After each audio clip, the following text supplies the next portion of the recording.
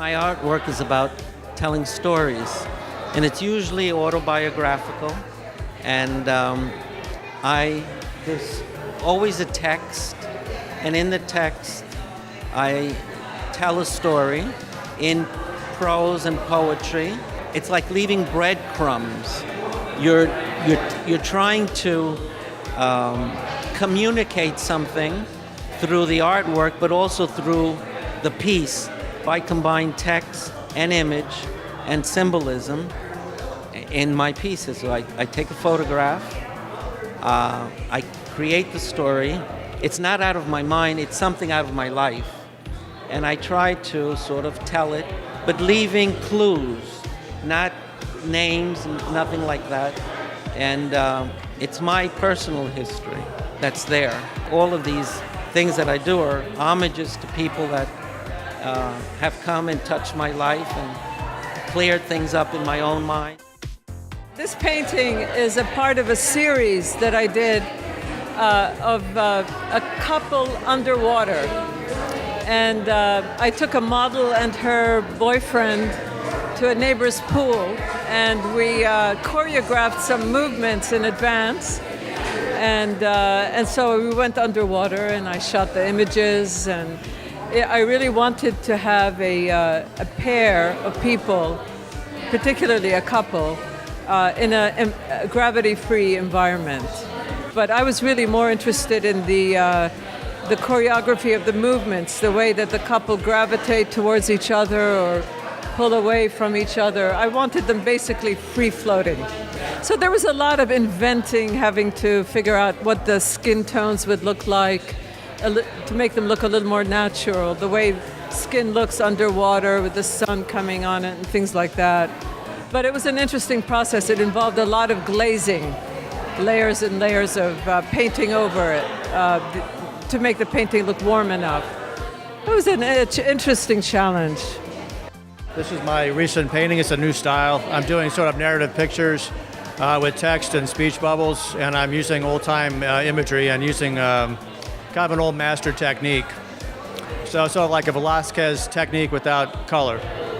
I was trying to mimic some of the textures that you find in old damaged photographs, and a lot of them are in sepia. So actually this is painted with raw umber and titanium white. There's no charcoal in it. I just had an idea about doing something that was kind of incongruous, doing kind of an old master style painting but having kind of modern speech bubbles in it, just to kind of disrupt it. So you're not just repeating something that's been done forever.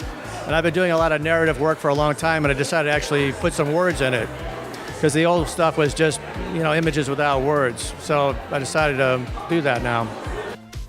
This is my project, Panorama, and it's a community project where I put disposable cameras out for anyone to find them, to take pictures and have a show. How do you get those disposable cameras back? That's definitely my first question.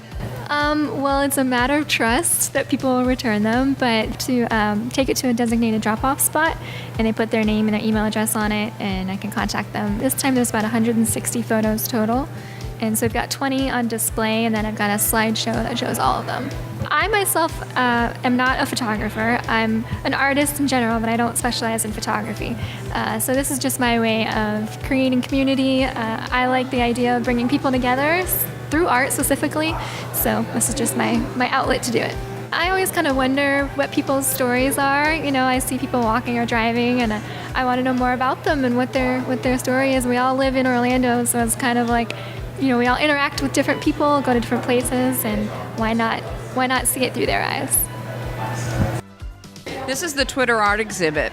This is a project that David Sandom began in Norway, in Moss, Norway, and it has expanded over here to LA and now here to Orlando, Florida. It's a charity exhibit where we have over 40 countries with artists who have participated to help raise funds for the special needs students of the Center for Contemporary Dance.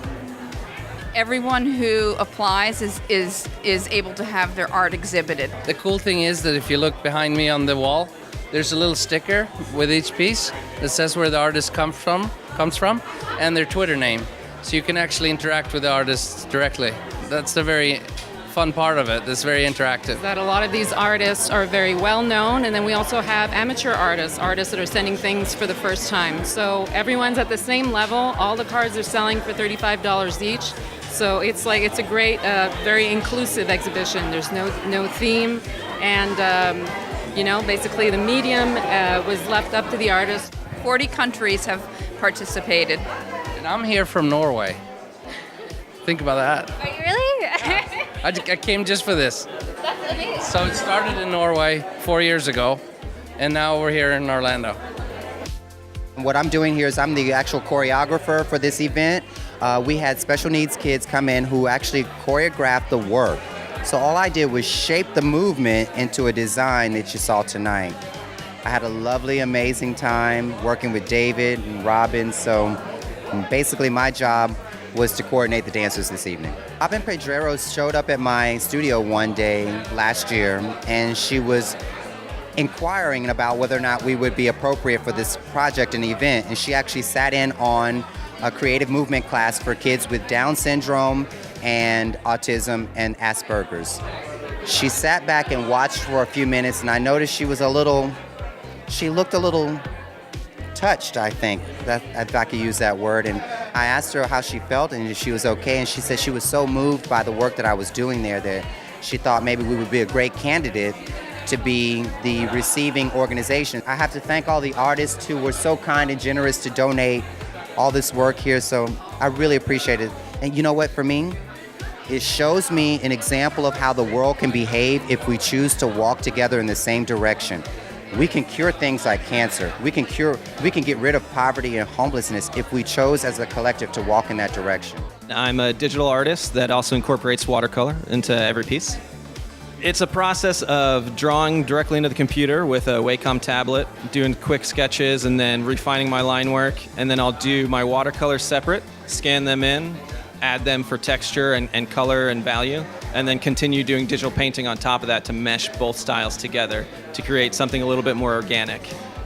Humor is huge. Whimsy, things that are beautiful, and then juxtaposing that with things you don't necessarily think of in that context. Blood, gore, food, things that are messy, and that's kind of where I like to bring in the watercolors, because that's messy. Food's messy, sex is messy sometimes, and all of that is put into my work. I try and match the weapon with the actress for what I feel like they're capable of using. The series is called Slaughterhouse Starlet, so it's taking that beautiful, powerful woman and keeping it beauty, but adding, that hardcore nature of violence to it, but still having something that's pretty.